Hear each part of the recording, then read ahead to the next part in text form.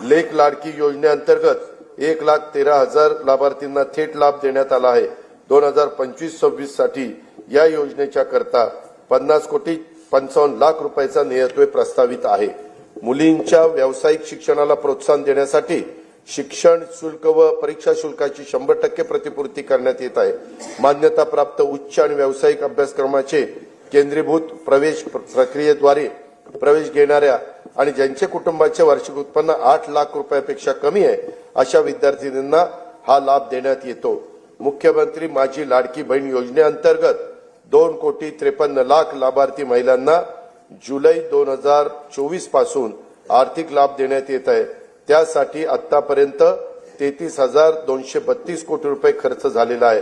2025-26 मध्ये या योजनेच्या करता 36,000 कोटी रुपयाचा नियतव्यय प्रस्तावित आहे।